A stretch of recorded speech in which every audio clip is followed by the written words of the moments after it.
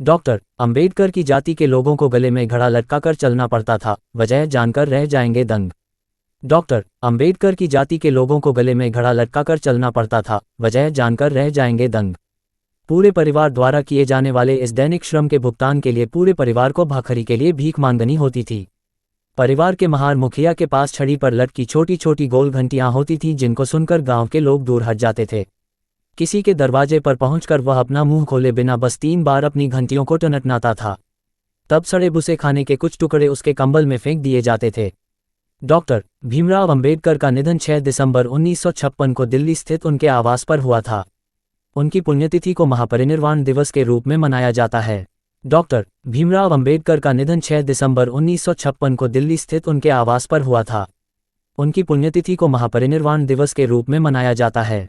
Highlights Mahar जाति के साथ मरे हुए मवेशियों का मांस खाने की महार परंपरा भी जुड़ी हुई थी। गले में घड़ा लटकाकर चलना पड़ता था ताकि उनका थूक उस जमीन को दूषित न कर दे। पांवों के निशान मिटाने के लिए पीछे की जमीन को भी बुहारते हुए चलना पड़ता था। ब्राह्मणों से अच्छा खासा फासला तो रखना पड़ता था ताकि परछाई से भी वे दूषित न हो जाएं। संविधान निर्माता डॉक्टर भीमराव अंबेडकर का भारतीय राजनीति में अलग ही स्थान है। दलितों के महानायक बाबा साहेब अपने समय में सबसे ज्यादा पढ़े लिखे लोगों में शुमार थे। बताते हैं कि उनके निजी पुस्तकालय में 35,000 से अधिक पुस्तकें थीं। विदेश लेखक क्रिस्टोफ जाफरलो ने डॉक्टर अंबेडकर की जीवनी लिखी है। ये जीवनी हिंदी में भीमराव अंबेडकर एक जीवनी नाम से राजकमल प्रकाशन से छपकर आई है। इसका हिंदी में अनुवाद किया है योगेंद्र दत्त ने। ये पुस्तक डॉक्टर अंबेडकर को नज़दीक से जानने और समझने का एक अच्छा प्रयास है। प्रस्तुत है इस पुस्तक का एक अंश अंबेडकर जिस महार जाति में पैदा हुए वह मांग रस्सी बनाने वालों और चांभार चमड़े का काम करने वालों के बीच पड़ने वाली एक अछूत जाति थी। इस जाति को जो काम करने को दिए जाते थे उनके कारण उन्हें छिटपुट व्यावसायिक कामों की छूट भी मिल जाती थी। खैर, इन सब बातों का फायदा उठाते हुए महार अस्पृश्यों का नेतृत्व धीरे धीरे अपने हाथों में लेते गए। इसके पीछे आंशिक रूप से उनकी संख्या का भी हाथ था। 1931 में बॉम्बे प्रेसिडेंसी में अस्पृश्यों की कुल आबादी में से 68.9% महार ही थे, जबकि चांभारों की आबादी 16.2% और मांगों की आबादी 14.9% थी। पूरी आबादी में उनकी संख्या मराठों 20.2% से कम मगर ब्राह्मणों 4.4% से बहुत ज़्यादा थी। बलूतेदारी व्यवस्था में प्रचलित श्रम विभाजन के तहत उनकी भूमिका खालिस घाटे की भी नहीं थी। महार ऐसे काम भी करते थे जिनकी वजह से उन्हें ऊंची जातियों के संपर्क में आने और इस तरह कुछ अलग तरह की जिम्मेदारियां निभाने का मौका मिल जाता था। इससे भी अहम बात यह रही कि पेशवा की सेना में अपनी पुरानी मौजूदगी का फायदा उठाते हुए महार ब्रिटिश सेना में भी बड़ी संख्या में भर्ती हुए।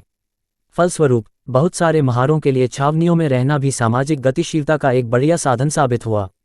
किसी खास पेशे में दक्षता या विशेषज्ञता न होने के चलते महार गांव छोड़ने वालों में भी सबसे आगे रहे। फलस्वरूप शहरों में और आधुनिकता के संपर्क में भी सबसे पहले वही आए। महार भक्ति आंदोलन के ऐतिहासिक महत्व से भी बहुत गहरे तौर पर प्रभावित थे। महाराष्ट्र में यह आंदोलन महान कवि तुकाराम के नेतृत्व में 17वीं शताब्दी में अपने शिखर पर पहुंच गया था। ऐतिहासिक महत्व से भी बहुत गहरे तौर पर प्रभावित थे। महाराष्ट्र में यह आंदोलन महान कवि तुकाराम के नेतृत्व में 17वीं शताब्दी में अपने शिखर पर पहुंच गया था। भक्ति परंपरा ने न केवल ब्राह्मणों द्वारा तय किए गए अनुष्ठानों बल्कि स्वयं ब्राह्मणों से भी दूर रहते हुए केवल ईश्वर भक्ति के माध्यम से मोक्ष का संदेश दिया। भक्ति परंपरा के अनुयायी ईश्वर के समक्ष मनुष्यों की समानता का संदेश देते रहे हैं।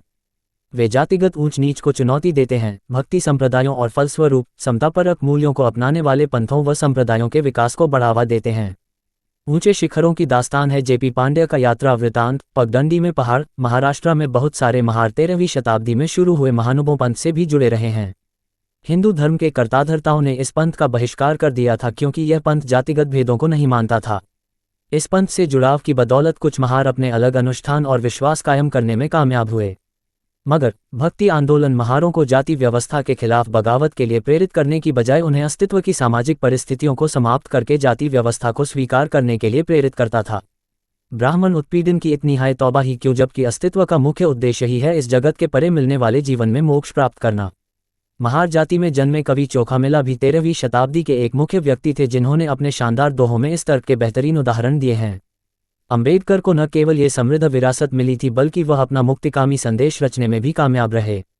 महार अंतिमों में पहला। महाराष्ट्र के समाज में महारों की एक खास बिल्कुल अनूठी हैसियत रही है। जैसा कि ऊपर जिक्र किया गया था, उनके पास बलूत का जिम्मा होता था और वे गांव के सबसे महत्वपूर्ण बलूतेदारों में भी गिने जाते थे। ये बात उन्हें मिलने वाले भुगतानों से समझी जा सकती है। फसलों की कटाई के समय प्रत्येक काश्तकार बलूतेदारों को भुगतान के लिए अपने खलिहान में पेंदी अनाज की पूलियां कतार में रख देता था। पेंदियों को 3 कतारों में रखा जाता था। हैसियत के हिसाब से प्रत्येक कतार एक बलूतेदार के लिए होती थी। महारों को हमेशा पहली कतार में से पेंदी उठाने का मौका मिलता था। न केवल महारों को कटाई में एक अहम हिस्सा मिलता था, बल्कि उनके वतन बिना राजस्व वाली जमीन का टुकड़ा अधिकार को भी पाटिलों और कुलकर्णियों की तरह मान्यता मिली थी। ये सुविधा बाकी बलूतेदारों के लिए नहीं थी। जैसा कि त्रावदे पिल्लई वेटशरा ने बताया है, महार वतन या हडोला प्रायः बढ़िया गुणवत्ता का होता था, मगर पेशवाओं ने व्यवस्था दी थी कि इस जमीन को न तो बेचा जा सकता है और न ही यह वतनदार से छीनी जा सकती है। अपनी वतनदारी हैसियत के बावजूद महार कई तरह की दूसरी भूमिकाएं भी निभाते थे। उनमें से कुछ काम खासतौर से दूषित श्रेणी के होते थे। पिल्लई वेटशरा ने महारों द्वारा किए जाने वाले कामों की एक सूची दी है जो सबसे बढ़कर अपनी विविधता के लिहाज से महत्वपूर्ण दिखाई पड़ती है। इस सूची के अनुसार महार न केवल चौकीदार और पहरेदार हुआ करते थे, बल्कि चोरी चकारी होने पर पुलिस के सहायक की भूमिका निभाते थे। कुली का काम करते थे। एक गांव से दूसरे गांव तक लोगों को ले जाने वाले गाइड होते थे। गांव की सीमा तय करने वाले रेफरी होते थे। लगान वसूलते थे और भूस्वामियों को लगान का सम्मन भेजते थे। सरकारी खजाने के साथ पहरे पर चलते थे। सड़कों को साफ करते थे। मौत की खबर पहुंचाते थे। दूसरे गांवों में खबर पहुंचाते थे। शमशान में लकड़ी लाने और मरे हुए मवेशियों को उठाने के काम करते थे। इन सारे कामों में से अंतिम काम स्वाभाविक रूप से सबसे दूषित दिखाई पड़ता है, खासतौर से इसलिए भी क्योंकि इसके साथ मरे हुए मवेशियों का मांस खाने की महार परंपरा भी जुड़ी हुई थी। महार जाति के लोग अस्पृश्यता के जिस कलंक से जूझ रहे थे, उसकी सघनता का अंदाजा इस बात से लगाया जा सकता है कि कई जगह तो उन्हें अपने गले में घड़ा लटकाकर भी चलना पड़ता था, ताकि उनका थूक उस जमीन को दूषित न कर दे जिस पर ब्राह्मणों के पैर पड़े हैं। अपने पांवों के निशानों को मिटाने के लिए उन्हें अपने पीछे की जमीन को भी बुहारते हुए चलना पड़ता था। कम से कम उन्हें ब्राह्मणों से अच्छा खासा फासला तो रखना ही पड़ता था, ताकि अपनी परछाई से भी वे उनको दूषित न कर दें।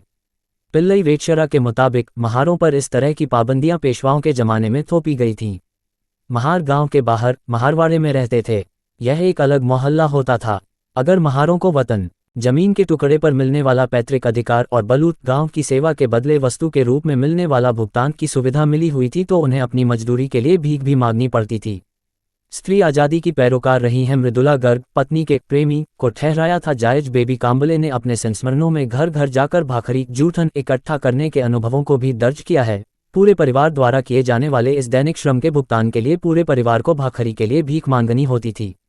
परिवार के महार मुखिया के पास छड़ी पर लटकी छोटी छोटी गोल घंटियां होती थीं, जिनको सुनकर गांव के लोग दूर हट जाते थे। जो महार भीख मांगने निकलता था, वह महारवाड़े से निकलते समय अपनी छाती फुलाता था, मूंछों को ताव देता था और एक मर्द की तरह अपना गला खनखारते हुए इतराकर चलता था। वह अपनी छड़ी और उस पर बंधी छोटी छोटी घंटियों की तरफ ऐसे देखता था मानो किसी सम्राट का राजदंड हो। वकील के लबादे की तरह कंधे पर काला ऊनी कंबल डालकर चलता था, मगर जैसे ही वह गांव में दाखिल होता, उसकी कद काठी सिकुड़ जाती। वह कुबड़े की तरह झुक जाता और घोंघे की तरह घिसट कर चलने लगता। किसी के दरवाजे पर पहुंचकर वह अपना मुंह खोले बिना बस 3 बार अपनी घंटियों को टनटनाता था। तब सड़े बुसे खाने के कुछ टुकड़े उसके कंबल में फेंक दिए जाते थे। गांव का चक्कर पूरा होते होते उसके कंबल की झोली आधी से ज्यादा भर जाती थी। महार अपने कंधे पर भाखरी लादे खुशी खुशी घर लौट आता था। फिर पूरा परिवार पेट भरकर यही भाखरी खाता था। महारों द्वारा किए जाने वाले कुछ परंपरागत कामों को सम्मानजनक भी माना जाता था, क्योंकि उनकी वजह से वे ऊंची जातियों के संपर्क में आते थे। गांव के पहरेदार की हैसियत से उन्हें मेहमानों की पहचान दर्ज करनी होती थी और उनके आने का कारण दर्ज करना होता था। मगर उन्हें सबसे ज्यादा प्रतिष्ठा जिस काम से मिलती थी, उसका ब्यौरा रॉबर्टसन ने बहुत सटीक ढंग से दिया है। 20वीं शताब्दी के पहले 3 दशकों के दौरान महाराष्ट्र में मिशनरी के तौर पर काम करने वाले रॉबर्टसन बताते हैं, महार के लिए सबसे ज्यादा फक्र का काम है सरकारी हरकारेक संदेशवाहक का काम करना। इस काम में अक्सर उसे बहुत सारा धन भी जिला कोषागार तक पहुंचाना होता है। ऐसी जिम्मेदारियों के निर्वहन के लिए उसे अपने पुरखों से वफादारी की एक रिवायत मिली है। जब हुकूमत के अफसरों को गांवों की सीमाओं के बारे में सटीक जानकारियों की जरूरत होती है, तो महार से ही वह जानकारी मिलती है। बड़ी संजीदगी से खेत की सीमा पर चलते हुए वह सीमा तय करता है। बंटाई और बकाया लगान की वसूली के लिए आए राजस्व अधिकारी के सामने हाजिरी के लिए किसानों को बुलाने का जिम्मा भी महारों को ही सौंपा जाता है। इससे पता चलता है कि कुछ कामों को करते हुए महार होने में एक गर्व का भाव महसूस किया जा सकता था। इस बात की बहुत सारे लोगों ने तस्दीक की है। पिल्लई वेटशरा का कहना है कि अपनी निम्न जाति के बावजूद महार एक बहुत सम्मानजनक हैसियत रखते थे। जबकि जयश्री गोखले ने बताया है कि गांव की सीमाओं को निर्धारित करने और गांवों के बीच सीमाओं से संबंधित विवादों के समाधान में महारों की भूमिका से उनको एक ऐसा कद मिल जाता था जो और किसी जाति के पास नहीं था। कुछ महारों में एक निश्चित किस्म का आत्मविश्वास भी दिखाई पड़ता था। दया पवार बताते हैं कि वह जिन महारों को जानते थे उनको देखकर ऐसा नहीं लगता था कि वे भीख मांगते हैं। अपने भुगतान बलूत को वे एक अधिकार की तरह देखते थे। पीढ़ियों से उनको ये मालूम था कि उनके पुरखों को 52 अधिकारों की फेरिस्त दी गई थी। प्रत्येक महार इस परंपरा में गौरव महसूस करता था। महार अंतिमों में सबसे पहले जो प्रतीत होते थे, ये तथ्य काश्तकारों के रूप में उनकी भूमिका का नतीजा थी, और यह भूमिका वतनदार की उनकी हैसियत का परिणाम थी, जिससे उन्हें जमीन रखने और उसको जोतने का अधिकार मिल जाता था। सूचना सिर्फ मान्यताओं और जानकारियों पर आधारित है। यहाँ ये बताना जरूरी है कि यह मेरा वीडियो किसी भी तरह की मान्यता, जानकारी की पुष्टि नहीं करता है। किसी भी जानकारी या मान्यता को अमल में लाने से पहले संबंधित विशेषज्ञ से सलाह लें। धन्यवाद।